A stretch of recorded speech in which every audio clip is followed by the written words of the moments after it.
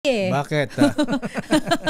Ang desisyon daw ng Ethics Committee magiging mapanganib na president tungkol sa online expression. Iba naman ang Milky. Ang gusto nila kayong eksena kahapon. Pero sige, segue na lang ni Manang Milky lang. Kaya alamin natin ang latest mula sa camera. RH12, Milky Gunan, Manang Milky. Makalma ka lang lakaya, isa-segue ko doon sa eksena sa Kamara kahapon. Pero naniniwala si Representative Kiko Barsaga ng 4th District ng Cavite magiging simula ng mapanganib na president ang ginawang pagsuspindi sa kanya ng Kamara. Ayon kay Barsaga, ito ang magiging basehan sa mga dating pang-ethics complaint na may kaugnayan sa online expression. Sabi ni Barsaga, magagamit ng gobyerno ang desisyon ng House Ethics Committee para patahimikin ang mga kritiko dahil supermajority ng Kongreso ay kakampi umano ng administrasyon.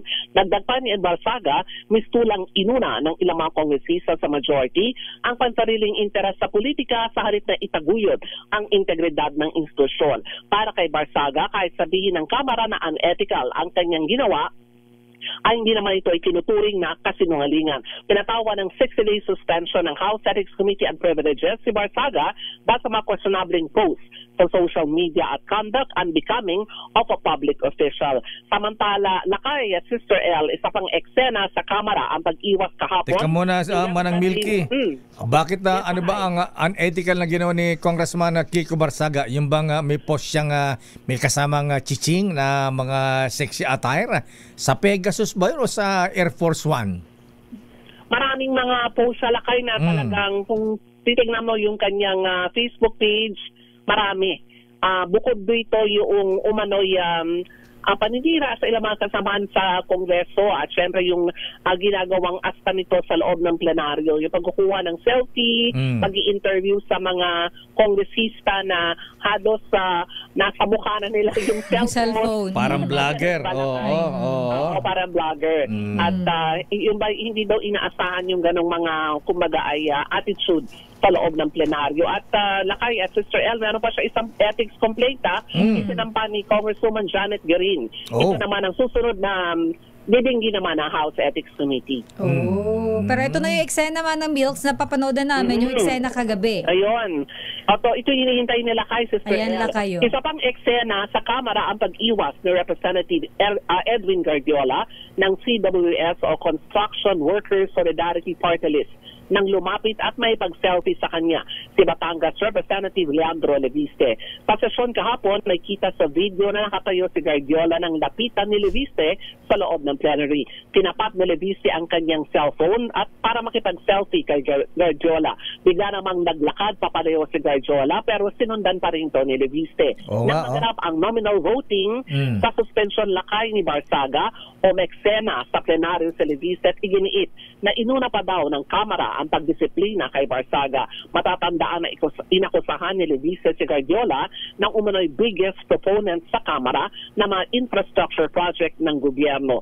Si Guardiola ang isa sa 8 contractors na irekomendang kasuhan na ng Independent Commission for Infrastructure dahil sa graft, bribery at conflict of interest sa Ombudsman. Yes, okay. Loko rin tong si Leandro Leviste. Talagang sinundan pa hanggang po si Congressman Guardiola. No? Parang nangaasar. Ano? Nagulat ako doon.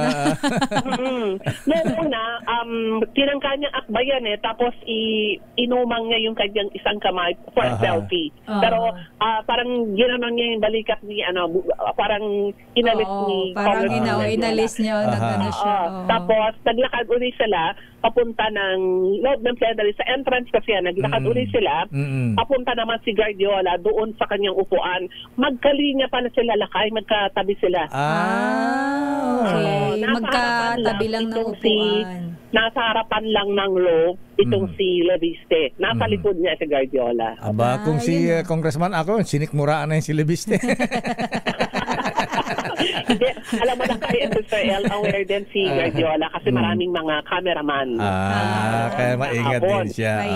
Kaya maingat siya. Kaya yung kung gustong-gusto niya naman, kung ano man ang gusto niya gawin kay Congressman Leviste, nagpipigil siya. Diba umiinom pa siya ng kape dyan kinukulit pa rin siya ni Congressman Leviste, pero makikita mo doon sa kanya reaction, ayaw niya. Meron siyang gestures na ayaw niya. So parang gano'n yung sabi niya. Kaya siguro, tama rin yung ginawa niya dahil ilang minuto lang lakay at Sister El tumayo sa plenary si Congressman Leviste at binatikos siya. Oo nga, matindi yung banat niya, ha? Ayan. Okay nga, Ruth. Maraming salamat, Manang Milky. Kaya may eksena kahapon lakay sa Kamara. Magandang umaga, Sister El. Ako si Neil Criguna nagulat para sa DCRH. Una sa Pilipinas, una sa Pilipino. Maraming salamat, Milky Crigunan mula sa